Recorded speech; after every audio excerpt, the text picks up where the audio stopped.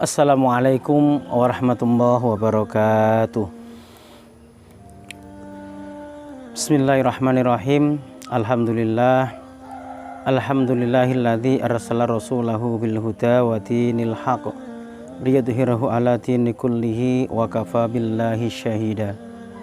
Asyhadu an la ilaha illallah wahdahu la syarika la wa asyhadu anna sayyidana wa nabiyyana Muhammadan abduhu wa rasuluh. Muhammad salli ala sayyidina Muhammadin wa ala ali sayyidina Muhammad, amma ba'du. Iwa fillah rahimakumullah. Puji syukur kita haturkan kehadirat Allah Subhanahu wa taala yang telah banyak melimpahkan rahmatnya dan juga nikmatnya kepada kita semua, sehingga pada kesempatan yang berbahagia ini kita masih bersama-sama di bulan Ramadan. Semoga ibadah kita bersama-sama ini dimudahkan oleh Allah Subhanahu wa taala dan semua kebaikan yang kita lakukan semuanya diterima di sisi Allah Subhanahu wa taala. Dan juga selawat serta salam semoga tercurah ke pangkuan Nabi kita Muhammad sallallahu alaihi wasallam dan juga kepada keluarga, para sahabat, para tabi'in dan juga termasuk kita semua, semoga tercakup menjadi umatnya yang tentunya di hari kiamat nanti kita sangat-sangat berharap untuk bisa mendapatkan syafaat dari beliau. Amin ya rabbal alamin. Iwa fillah rahimakumullah. Ketika Allah Subhanahu wa taala berbicara tentang karakter seorang mukmin atau karakter seorang yang bertakwa kepada Allah Subhanahu wa taala, Allah tidak akan pernah lepas dari menyebutkan ayat-ayat yang terkait dengan infak atau sedekah. Seperti yang Allah sampaikan di dalam surah Al-Baqarah ayat 3, ketika Allah berbicara tentang hudal lil muttaqin, berbicara tentang karakter orang yang bertakwa. Di situ di ayat terakhir Allah sampaikan wa mimma razaqnahum yunfikun. Di Allah tutup ciri-ciri karakter orang mukmin itu dengan mau menginfakkan sebagian harta yang dimiliki. Begitu juga ketika Allah Subhanahu wa taala menjanjikan surga kelak di hari kiamat kepada orang-orang yang bertakwa, maka Allah sampaikan dalam ayat itu di ayat yang di surat Ali Imran ayat 133 dan 134. Ketika Allah berbicara tentang karakter orang takwa, uiddat lil muttaqin, di situ adalah alladzina yunfikuna fis sarra. Itu karakter orang yang bertakwa adalah yunfikuna fis sarra wad dharra, yaitu orang-orang yang mau menginfakkan hartanya baik dalam keadaan dia sedang bahagia ataupun dalam keadaan susah. Ini menunjukkan tentunya Islam sangat-sangat perhatian dengan hal-hal yang terkait dengan infak ini. Maka dari itu, iwafil rahimakumullah, di antara karakter orang bertakwa ini ada menginfakkan sebagian hartanya untuk di jalan Allah Subhanahu wa taala. Maka ini sangat penting bagi kita bersama-sama ini. Tentunya kita fahami bersama-sama, tidak akan pernah berdiri sebuah tempat ibadah, baik itu masjid, musola, atau mungkin tempat pendidikan, pondok pesantren, panti sosial, sekolahan dan lain sebagainya, tidak akan bisa pernah berdiri tanpa ada uluran dari tangan-tangan orang-orang yang bertakwa kepada Allah Subhanahu wa taala.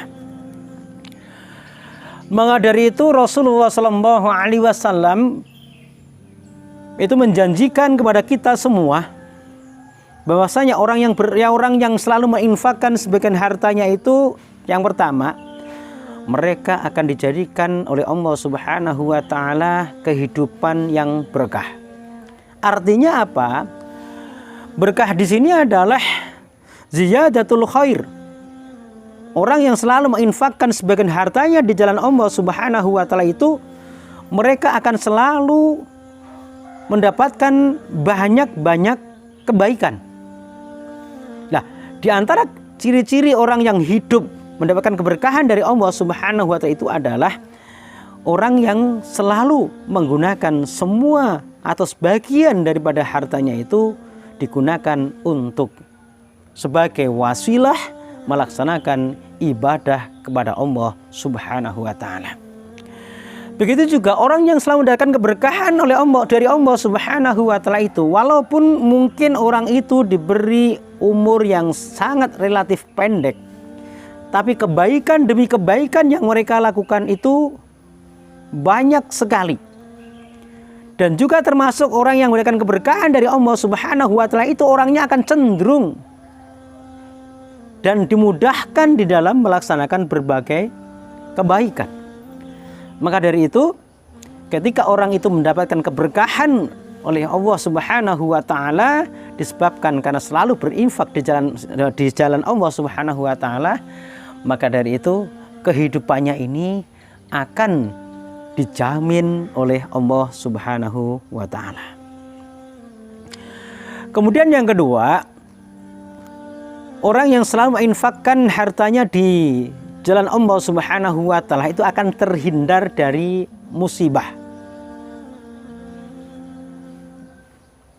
Lah, apa pemahamannya? Karena orang yang berinfak di jalan Allah Subhanahu wa taala ini, ya, yang akan mendapatkan manfaat itu tidak hanya orang yang berinfak itu, tapi apa? Orang yang menerima infak itu juga akan mendapatkan manfaatnya juga. Jadi kalau ibadah lain itu selain berinfak, itu manfaatnya hanya untuk diri sendiri, tapi kalau sedekah ini adalah bermanfaat untuk orang lain dan berkah buat diri sendiri.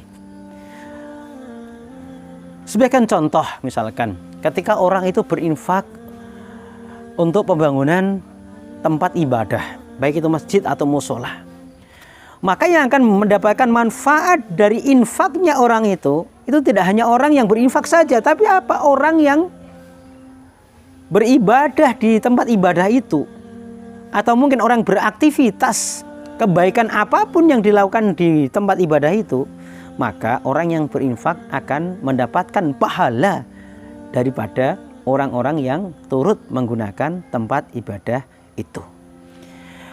Ketika orang-orang itu menggunakan tempat ibadah itu, maka yang terjadi doa dari orang-orang yang menggunakan tempat ibadah itu akan selalu mengalir kepada orang-orang yang dermawan.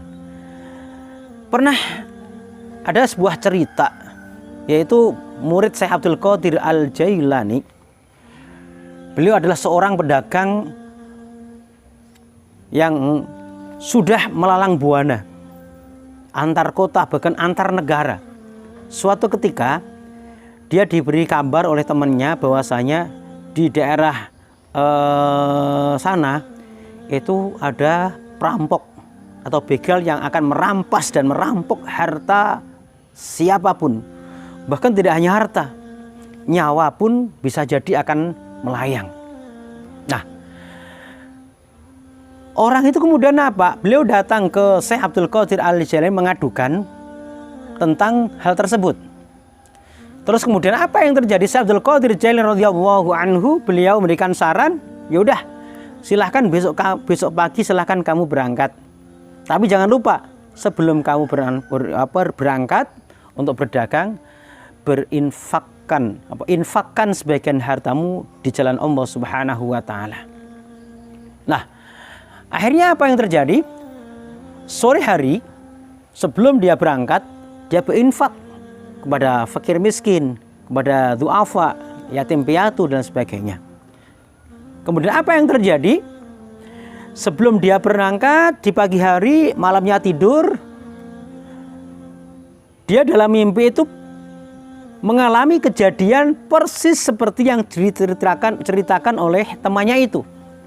Jadi dia itu seakan-akan berangkat berdagang, kemudian di tengah jalan dia dirampok, dia dikuras semua hartanya, dirampas semua hartanya, bahkan sampai kemudian nyawanya pun melayang. Tapi apa? Allah wujudkan dalam mimpi. Nah, terus kemudian apa yang terjadi? Ketika di pagi hari dia berangkat, alhamdulillah dia selamat sampai tujuan. Inilah ya keberkahan dari sedekah itu, sehingga apa? Bisa menghindarkan musibah atau bencana yang seharusnya akan menimpa orang itu. Terus kemudian iwafillah rahimakumullah, yang ketiganya, orang yang gemar berinfak itu akan selalu dijaga oleh Allah Subhanahu wa taala di dalam mencari harta yang halal. Karena orang yang berinfak ini akan selalu dilindungi oleh Allah Subhanahu wa taala. Sehingga yang terjadi dimanapun dia berada, kemanapun dia berada, selalu diawasi, dilihat oleh Allah Subhanahu wa taala. Sehingga apa? Perasaan yang muncul dari orang itu adalah dia merasa selalu diawasi oleh Allah Subhanahu wa taala, dilihat oleh Allah Subhanahu wa taala, sehingga dia tidak akan berani macam-macam untuk mencari harta yang haram atau mengambil harta yang bukan miliknya. Inilah sedikit daripada nikmatnya kita bersedekah. Jadi dengan kita bersama-sama ini selalu berinfak di jalan Allah Subhanahu wa taala, sekali lagi tentu ya, Allah akan selalu melindungi kita, Allah dekat dengan kita, sehingga apa? Kemauan yang kita inginkan ini insya Allah akan dikabulkan oleh Allah Subhanahu wa taala. Begitu juga di dalam kehidupan kita sehari-hari ini akan selalu dijaga oleh Allah Subhanahu wa taala. Demikian yang bisa saya sampaikan terkait dengan kultum kali ini. Kurang lebihnya mohon maaf. Assalamualaikum warahmatullahi wabarakatuh.